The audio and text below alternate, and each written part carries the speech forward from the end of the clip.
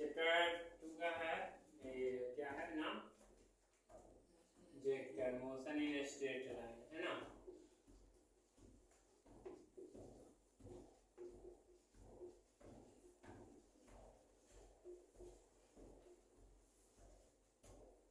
Motion in straight line में सबसे पहले यानी स्ट्रेट लाइन करने का मतलब जैसे मैथ में पढ़ते हैं स्ट्रेट लाइन किस तरह होता है, ये है ना, ये ना, तो इस तरह का यानी सीधी जाना चाहिए, ठीक है, वहाँ हो गया स्ट्रेट लाइन में।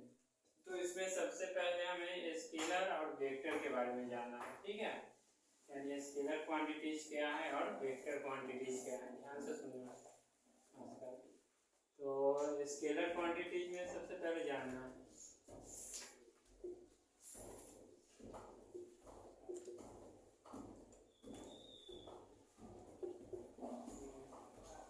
स्केलर क्वांटिटीज होते हैं ना, जैसे कहने का मतलब है 2 ग्राम मान लिए सोना लिए गोल्ड, ठीक है, और 4 ग्राम सिल्वर ले लिए, चांदी ले लिए, ठीक है, तो पूछा जाएगा टोटल कितना ग्राम लिए, तो क्या करेंगे वे मतलब mass of gold plus mass of silver दोनों को ऐड करेंगे तब तो मालूम चलेगा, यानी 2 + 4 2 ग्राम + 4 ग्राम कितना हो गया 6 ग्राम, ठीक है। तो 6 ग्राम में क्या हुआ कि डायरेक्शन बतला रहा है, डायरेक्शन तो नहीं बतला रहा है, सिर्फ क्या बतला रहा है, मैग्नीट्यूड बतला रहा है, यानी उसका मास बतला रहा है, ठीक है।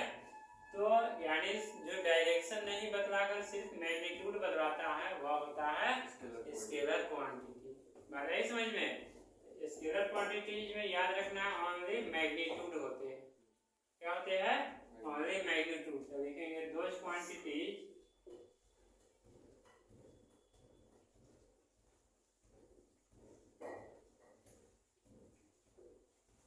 which have only magnitude, which have only magnitude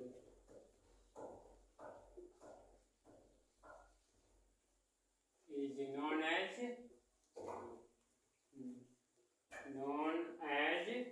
scalar quantity,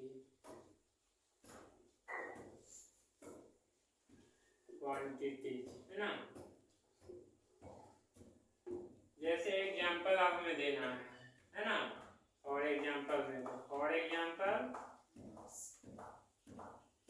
क्या हो गया, मास हो जाएगा, ठीक है, मास, स्पीड, डिस्टेंस, स्पीड, है ना, टाइम है, चार्ज, etc, ठीक है, ये सब क्या हो गया, स्केलर क्वांटिटी हो गया। और एग्जांपल में ये बताए हैं जैसे 2 ग्राम क्या हो गया, सोना का वेट हो गया यानी गोल्ड का, और 2 ग्राम सिल्वर का, 2 ग्राम सिल्वर, टोटल कितना हो गया 4 ग्राम, है ना, टोटल वेट हो गया। तो ये मतलब सिर्फ क्या दिखा रहा है, मैग्नीट्यूड को शो कर रहा है, क्या शो कर रहा है, मैग्नीट्यूड, ठीक है, दिस इज स्केलर क्वांटिटी, है ना, कितना है,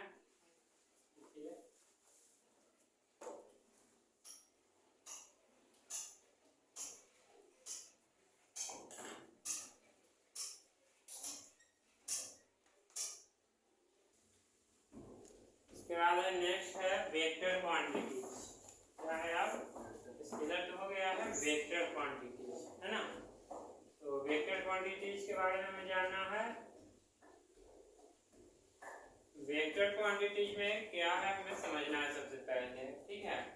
तो वेक्टर क्वांटिटी में क्या है कि जैसे अभी बोले हैं ये ग्राम केजी, है ना, तो इसमें क्या है कि मैग्नीट्यूड के साथ है डायरेक्शन दोनों ध्यान देना होता है, यानी वेक्टर क्वांटिटीज में क्या है कि मैग्नीट्यूड का भी ख्याल किया जाता है, ठीक है, उस पर भी मतलब ध्यान देना है, और ये डायरेक्शन पे भी, जैसे डिस्प्लेसमेंट, ठीक है, डिस्प्लेसमेंट क्या होता है, पढ़े है यानी 1 point two another point, fix होते हैं ना, शॉर्टेज डिस्टेंस पढ़ते हैं 9 से ही पढ़ते आ रहे हैं, शॉर्टेज डिस्टेंस, अब जैसे यहाँ पर पॉइंट ए है और बी के लिए, ठीक है, x1 है और x2 है। एक फिक्स डायरेक्शन है ना, डायरेक्शन तो दिखा रहा है यहाँ पे। और कितना ये डिस्टेंस, जैसे ए पे स्टार्टिंग पे है तो 4 मीटर का ये डिस्प्लेसमेंट ट्रेवल हुआ, ये कितना हुआ 6 मीटर है ना। तो डिस्प्लेसमेंट निकालते हैं तो क्या करते हैं x2 माइनस x1, ये नहीं करते हैं। तो ये हमारा क्या हो गया, डिस्प्लेसमेंट एक वेक्टर क्वांटिटी हो गया। इसी तरह हो गया वेलोसिटी है ना, वेलोसिटी, एक्सीलरेशन, नहीं फोर्स, ये सब क्या है, वेक्टर क्वांटिटीज। लिख देंगे those quantities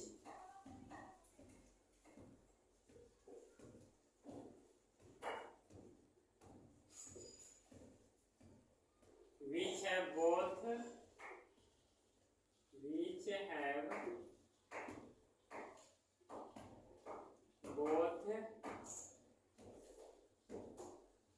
magnitude and direction।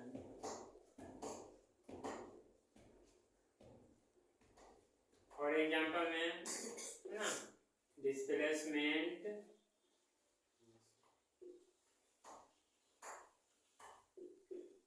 Velocity,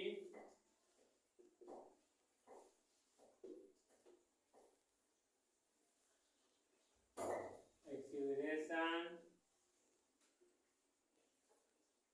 force, vector quantities को मेनली रिप्रेजेंट जो करते हैं ना वह एरो से, ठीक है। लिख देंगे पॉइंट में vector quantities is represented by arrow, ठीक है।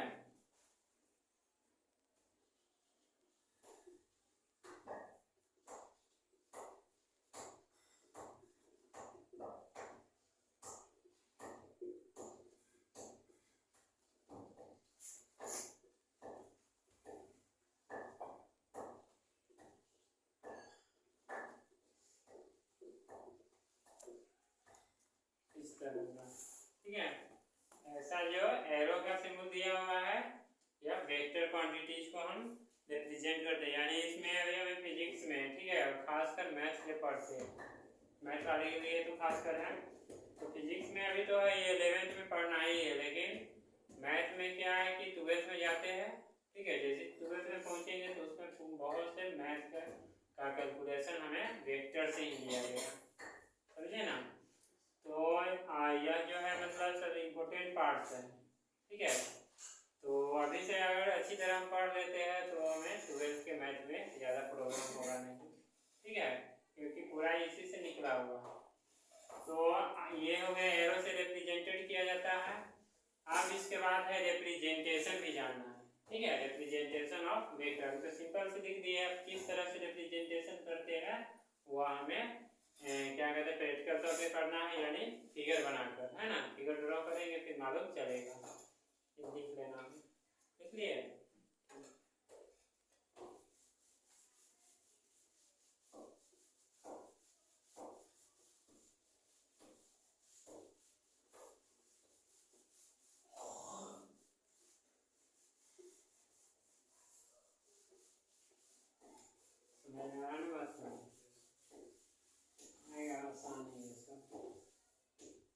तो अब है रिप्रेजेंटेशन ऑफ वेक्टर, क्या है नेक्स्ट टॉपिक है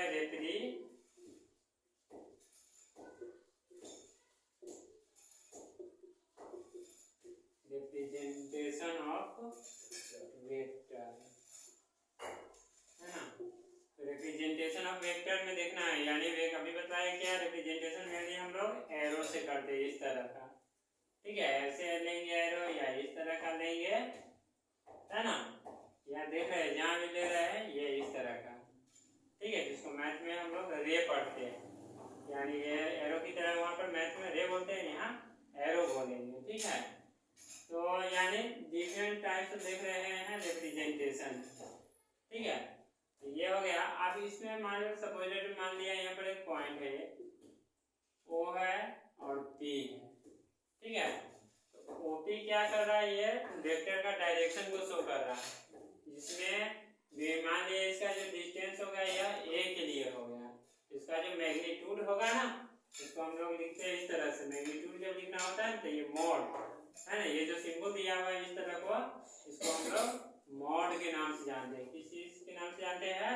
मॉड। मॉड का मतलब होता है रूट अंडर आ जाना, ठीक है। जैसे रूट अंडर ए जब लेंगे ना, ठीक है, ए का स्क्वायर करेंगे तो ये ए के फॉर्म में आता है, तो इसका मतलब क्या हो गया? रूट अंडर करना, ठीक है। लिखिए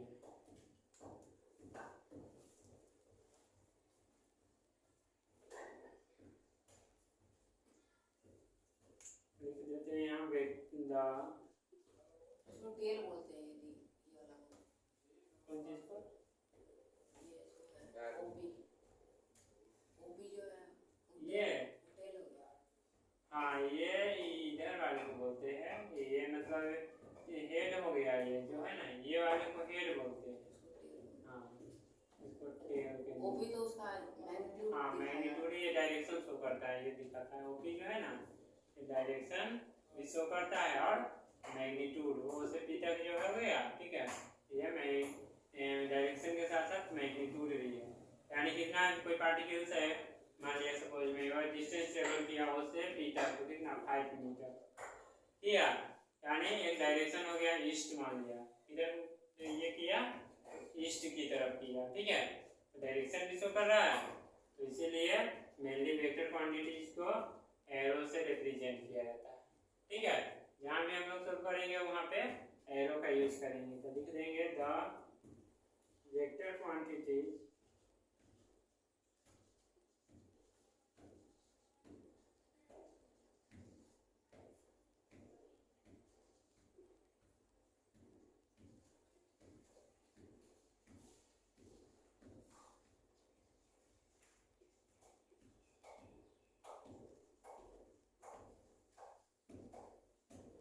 एरो, ठीक है। एरो हो गया। अब यहाँ पर ये है इस तरह से, और ये ओपी डिस्टेंस मान लिया ये है, ठीक है। तो यानी ओपी इक्वल टू क्या हो गया? डिस्टेंस हमारा ये हो गया, है ना, ये लिख देंगे। ये ओपी पे क्या लगा देना है हमें? एरो का सिंबल, ठीक है। क्या हो गया? Vector representation of vector quantities. आया समझ में? जहाँ भी रिप्रेजेंटेशन करेंगे और वेक्टर क्वांटिटी को मैं एरो से करेंगे। इसके बाद नेक्स्ट है some important relating vector quantity, यानी कुछ डिफिनीशन है, some definition relating vector quantities के। और मोर देन में हमें पढ़ना है वो मैथ में पढ़ना है, जो फिजिक्स में हमें पढ़ना है ना, जितना फिजिक्स में यूज है उसके बारे में मेन तौर पे बतलाया जाएगा, ठीक है।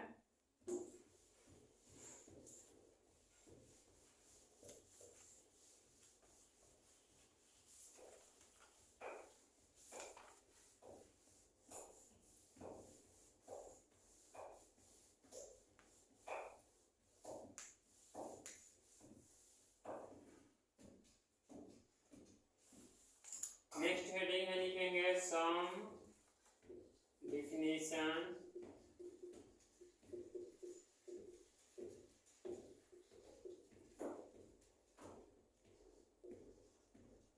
रिलेटेड वेक्टर क्वांटिटीज,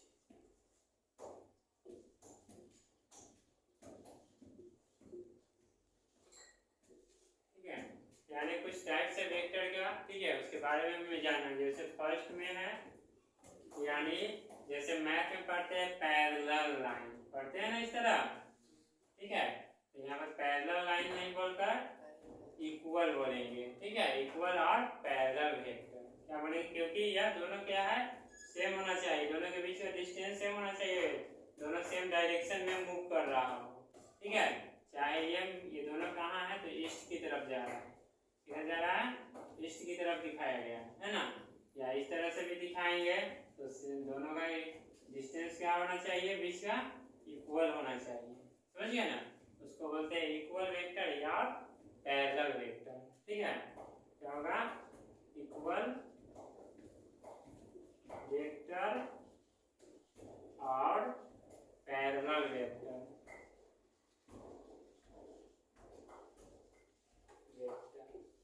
ठीक है। इसके तो हम लिखेंगे दो vector which have equal distance, है ना, आर कॉल्ड इक्वल वेक्टर्स, है ना, बस इतना।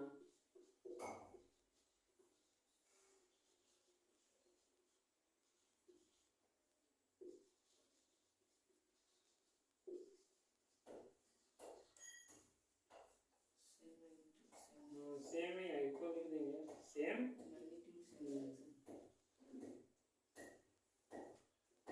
सेम डिस्टेंस लिख देंगे, ये दोनों के बीच का है ना, ठीक है। वो तो कितना भी होगा उससे थोड़ी ना फर्क पड़ता है। ये उसका टेल जितना लंबा है उससे नहीं होगा, मैग्नीट्यूड है। हाँ तो वो भी लिख देंगे सेम, ठीक है, मैग्नीट्यूड एंड सेम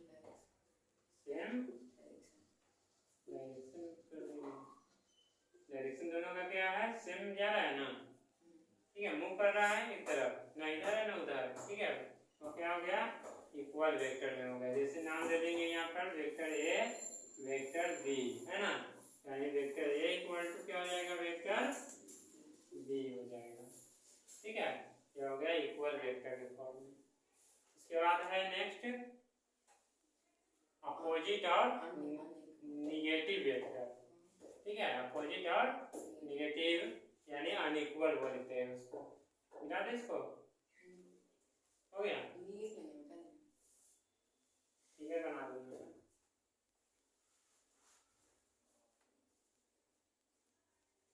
समझ गए ना आपको, मुझे तो ये समझ नहीं आते, ये समझ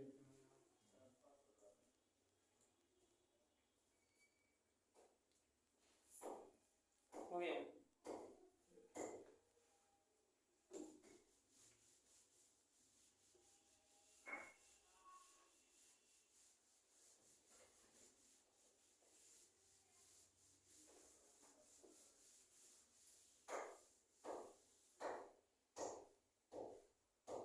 इसके बाद नेक्स्ट क्या है,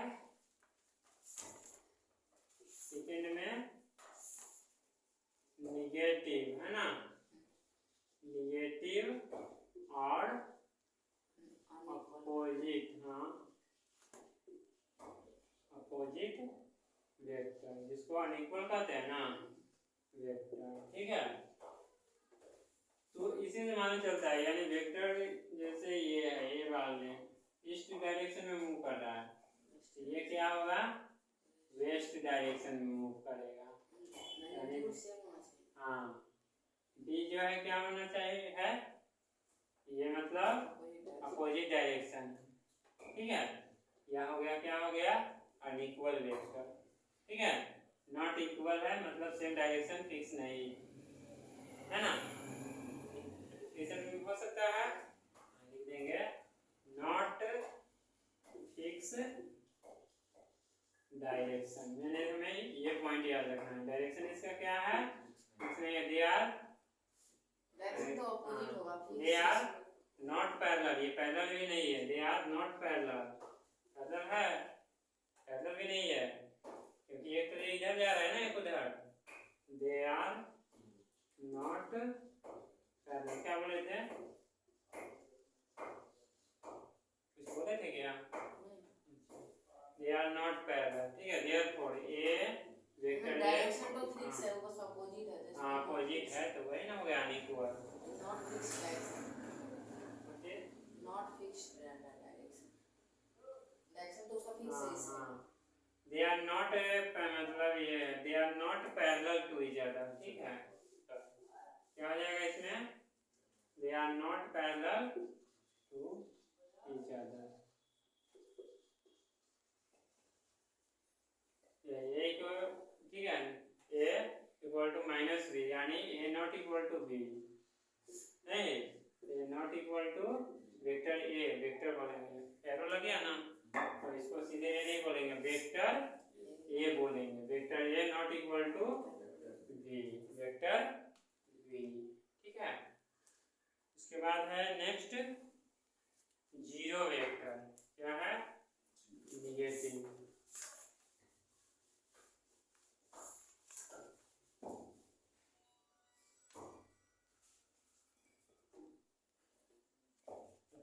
ऐसे जीरो वेक्टर, ठीक है। नल फैक्टर हाँ, जीरो वेक्टर और नल वेक्टर,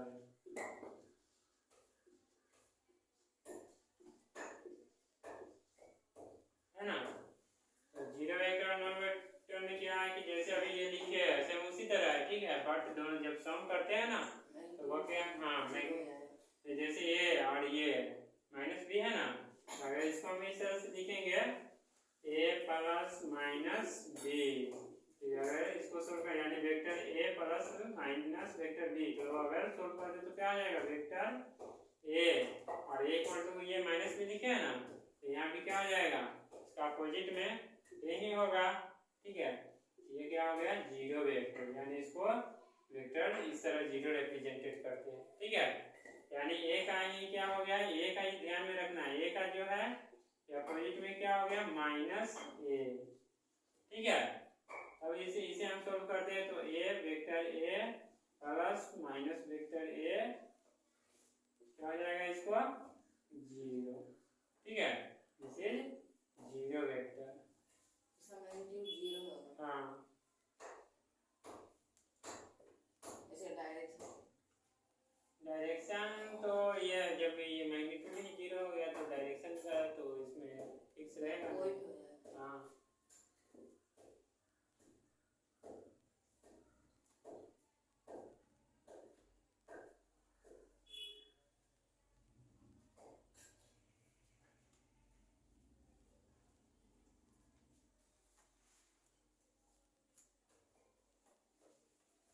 ये हो गया ना।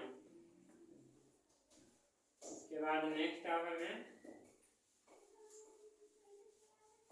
जानना है यूनिट वेक्टर, ठीक है। यूनिट वेक्टर का बहुत यूज है इसमें फिजिक्स में, समझिए ना। ये सब तो सिंपल सी था, मेन ध्यान देना है यूनिट वेक्टर पे।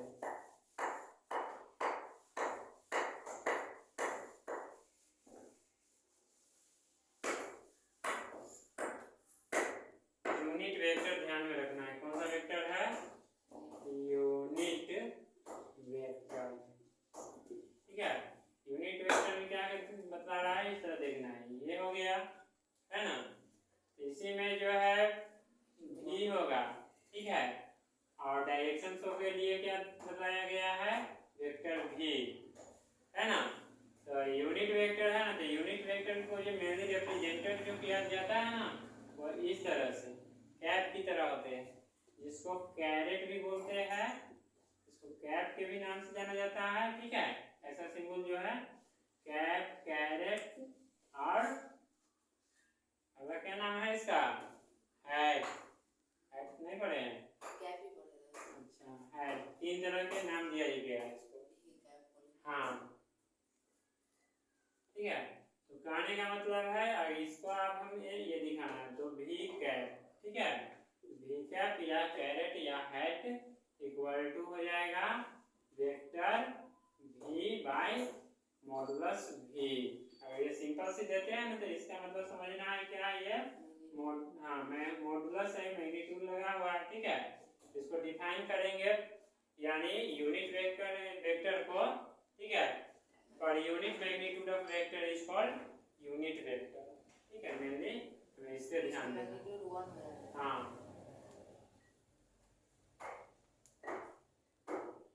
ये ध्यान में रखना है, ये डायरेक्शन को शो कर रहा है, ठीक है। डायरेक्शन शो करेगा, ये मैग्नीट्यूड को शो करता है यानी भी जो है, ठीक है। मॉडुलस भी या मैग्नीट्यूड शो करता है और भी कैप है या क्या है यूनिट वेक्टर है। फॉर्मूला हो गया, देखना मेनली क्या होता है कि फॉर्मूला से ही डिफिनेशन निकल जाता है। अगर ये समझ गए फिगर से फॉर्मूला तो अपने से डिफाइन कर सकते हैं, ठीक है।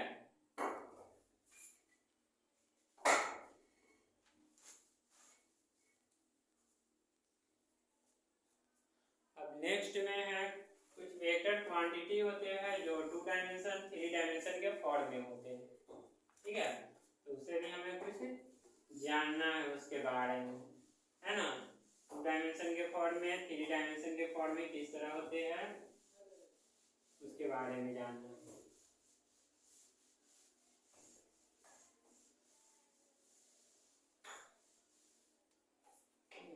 जैसे फर्स्ट में पहले हमें क्या जानना है, 2 dimension form of vector, 2 dimension, है ना। 2 डायमेंशन करने का मतलब सिर्फ एक्स और वाई के फॉर्म में होना चाहिए, और वेक्टर का रिप्रेजेंटेशन बतलाई दिए है आई से, ठीक है। तो इसमें हमें जो वेक्टर में यूज करना होगा ना, तो मेन याद रखना है आई का यूज करना है, ठीक है। आई कैप, जे कैप और के कैप, समझ गए ना। तो जैसे ये मान लिया एक्स डायरेक्शन को शो कर रहा है, ठीक है। ये जो है पॉइंट वाई को डायरेक्शन को, और ये जो है जे को, ठीक है। एक्स के लिए आई कैप, है ना। वाई के लिए क्या हो जाएगा, जे कैप, और जेड के लिए के कैप, ठीक है।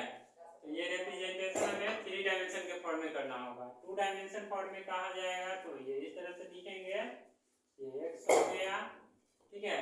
ये क्या हो गया, वाई हो गया, है ना। और तो यहाँ पर आई हो गया, ये एक्सिस पे जा रहा है, देख रहे हैं ना यहाँ 2 डायमेंशन। ये 3 डायमेंशन के लिए है, कितना के लिए है, 3 डायमेंशन। और ये हो गया 2 डायमेंशन जिसमें आई और ये वेक्टर जे, ठीक है। तो ये मेनली आई और जे, ये 2 डायमेंशन। अगर इस तरह का फिगर आता है तो समझना है 2 डायमेंशन फॉर्म में एक्स और वाई से रिलेटेड, एक्स वाई जेड से जो रिलेटेड है, ये क्या हो गया, 2 डायमेंशन। इसका मतलब अभी हम सिंपली सी है ना, ये शॉर्ट फॉर्म में जान रहे हैं, इंट्रोडक्शन सिर्फ कर रहे हैं। अब इसका एक्सप्लेन जो है हम नेक्स्ट टॉपिक वाइज टॉपिक करेंगे, ठीक है।